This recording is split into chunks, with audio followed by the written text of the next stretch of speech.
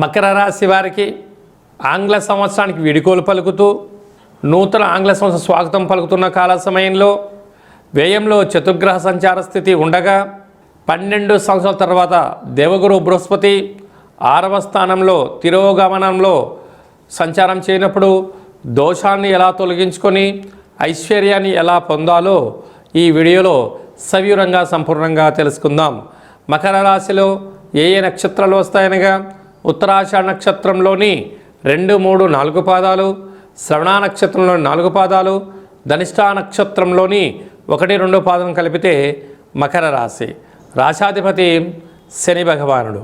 వీరికి ధనావాకు కుటుంబ స్థానంలో రాహు, తృతీయంలో శని సంచార స్థితి, 6వ స్థానంలో రుణరోగ శత్రుస్థానంలో విద్యా ఉద్యోగ విదేశీయాన రాజసన్మాన గజసన్మాన పుత్ర పుత్రిక సంతానకారకుడైనటువంటి గురు సంచార స్థితి అనుకూలంగా లేనటువంటి కాల సమయంలో చాలా ఓపిక, పట్టుదల, సత్ప్రవర్తన, నియమ నిష్ట అవసరం అని అవసరం.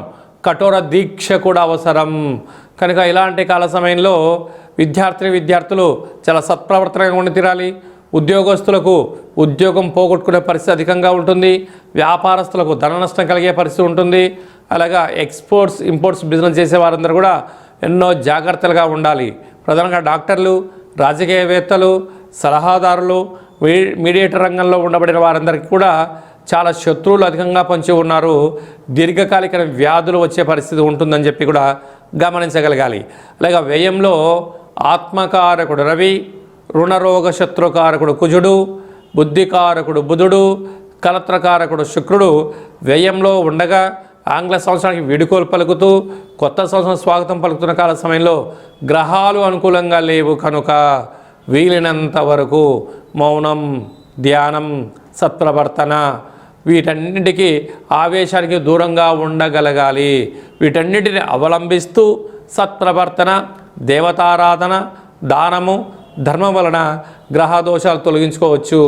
కనుక సోమవారం పూట మహాదేవుడికి రుద్రాభిషేకం, ఆదివారం పూట సూర్య నమస్కారం, మంగళవారం పూట శ్రీ వల్లి దేవసేన సుబ్రహ్మణ్యేశ్వర స్వామికి అష్టకము పారాయణము, కూష్మాండ దీపము, నారికేల దీపము, బుధవారం పూట విఘ్నేశ్వర స్వామికి దర్శనం వలన దోషాలు తొలగించుకొని ఐశ్వర్యానికి ఆనందానికి స్వాగతం పలకవచ్చు అని జ్యోతిర్విజ్ఞానం తెలియచేస్తుంది.